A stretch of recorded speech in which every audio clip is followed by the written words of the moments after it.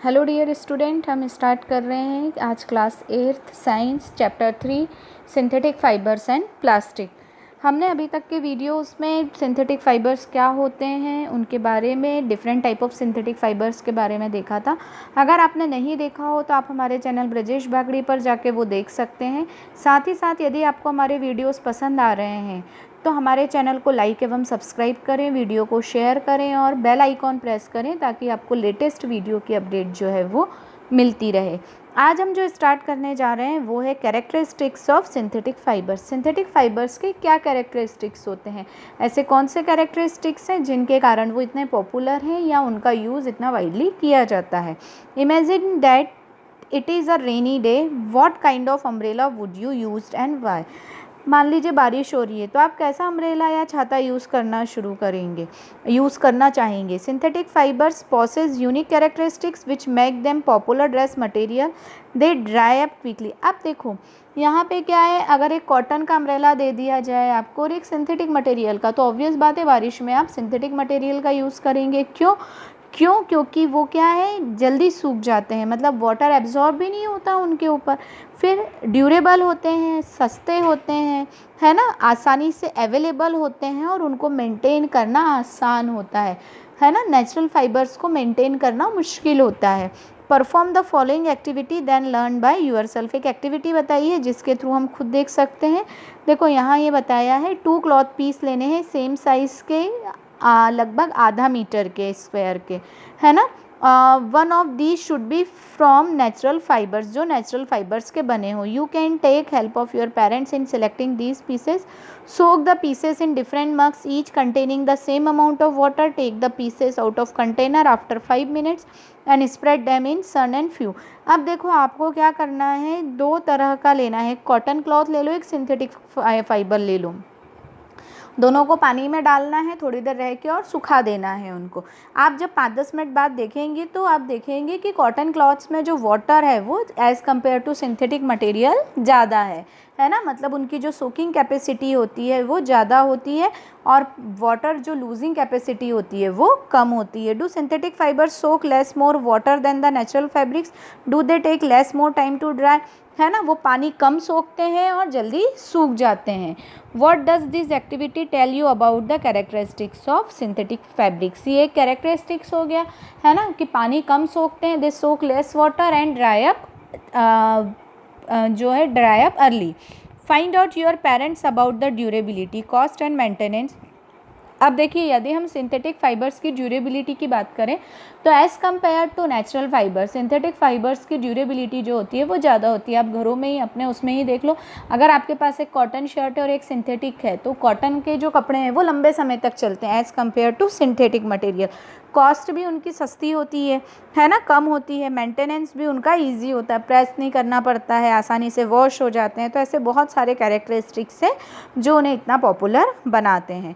Now we start, हम जो next topic है इस चैप्टर का, हमने अभी तक सिंथेटिक फाइबर्स के बारे में पढ़ लिया, अब हम स्टार्ट कर रहे हैं प्लास्टिक, कि प्लास्टिक क्या है ना। हम सब जो हैं घरों में different type of plastic items use करते हैं हमारे आसपास।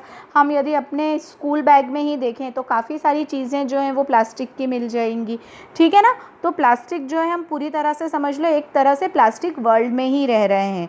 तो ये देखो यहाँ पर 2 तरह का डायग्राम बनाया गया है। प्लास्टिक भी क्या है, it is also a type of polymer. तो एक में क्या किया गया है, सिंपल एक ब्लॉक से एक ब्लॉक चेन टाइप, जैसे बीट्स होते हैं ना उस तरह से। तो ये जो अरेंजमेंट कहलाएगा ये लीनियर अरेंजमेंट कहलाता है, मोनोमर का ये लीनियर अरेंजमेंट। ये दोनों डिफ्रेंशिएट किस तरह से हैं और इन्हें क्या बोला जाता है, कहाँ कैसे तरह के प्लास्टिक होते हैं वो हम बाद में देखेंगे। अभी आप फिगर देख लीजिए, यहाँ पर जो अरेंजमेंट है मोनोमर का वो लीनियर है और यहाँ क्या है, क्रॉस है। मतलब लीनियर चेन तो है, उसके साथ साथ क्रॉस्ड चेन भी है, ये बहुत लंबी चेन होती है, ठीक है। तो इस तरह से इनका जो पूरा अरेंजमेंट है वो है।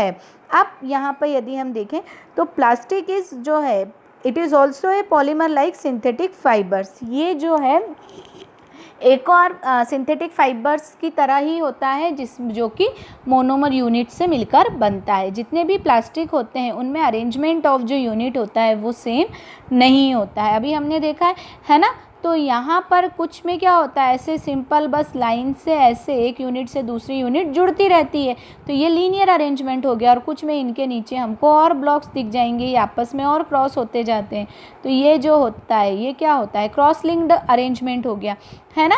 तो यहाँ पर क्या होगा, कुछ में लीनियर अरेंजमेंट मिलता है और कुछ में जो मिलेगा वो क्रॉस लिंक्ड अरेंजमेंट मिलेगा, ठीक है। प्लास्टिक के जो आइटम्स होते हैं, आर्टिकल्स होते हैं, वो हर शेप साइज़ में मिल जाते हैं। हम एक देखते हैं छोटे से पेन से लेके, है ना, बड़े बड़े जो ड्रम वगैरह आते हैं वो सब जो है, ठीक है। फिर उसके बाद एरोप्लेन तक की कुछ बॉडी का पार्ट्स जो होता है वो प्लास्टिक का बना हुआ होता है, ठीक है। अब ये किस तरह से पॉसिबल है, क्योंकि प्लास्टिक जो है वो इजीली मोल्डेबल है।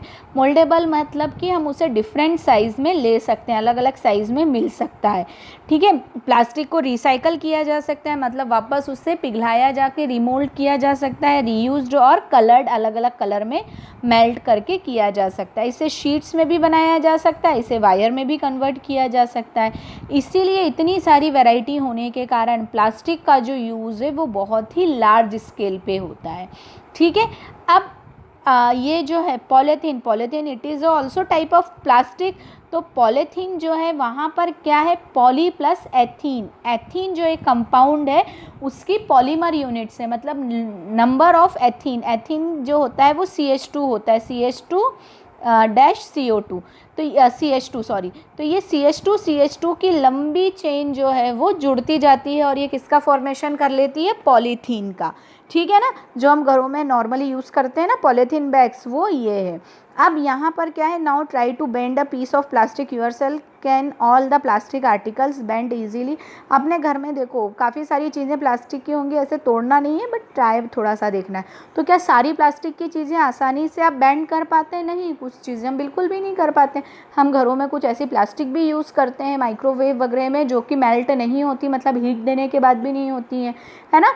तो ऐसा क्यों होता है, तो ऐसे बहुत डिफरेंट टाइप ऑफ प्लास्टिक्स होते हैं जो बहुत हार्ड होते हैं। कुछ इजीली आपने देखा होगा कुकर का हैंडल होता है, डिफरेंट टाइप ऑफ यूटेंसिल्स के हैंडल्स होते हैं, वो प्लास्टिक के बने होते हैं बट वो इजीली मेल्ट नहीं होते हैं, है ना।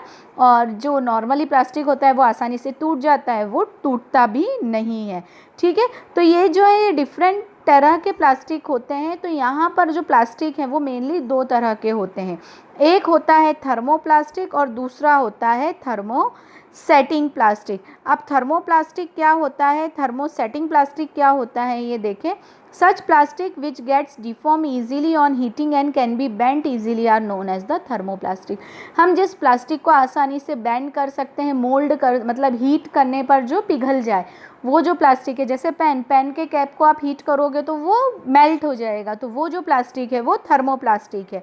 Polythene, PVC are some of the example of thermoplastic. PVC polyvinyl chloride, जिसके पाइप्स वगैरह बने हुए होते हैं, है ना, सिंपल।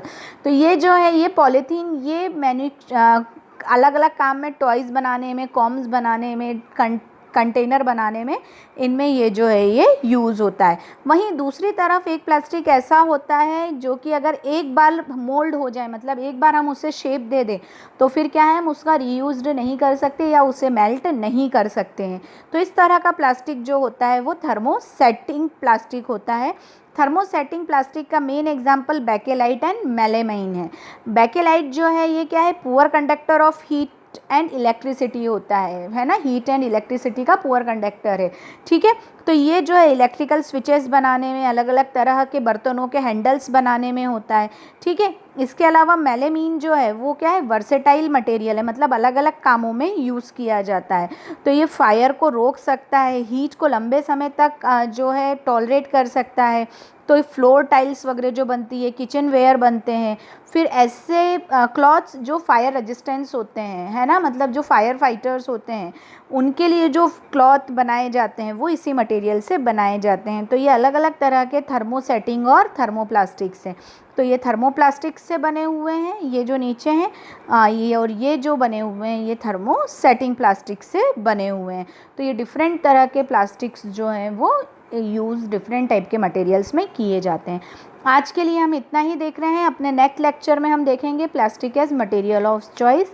आप ये वीडियो ध्यान से देखिए। अगर इसमें आपको कोई भी डाउट है, कोई भी प्रॉब्लम है, तो आप मुझे मैसेज करके, कमेंट करके पूछ सकते हैं। Thank you so much.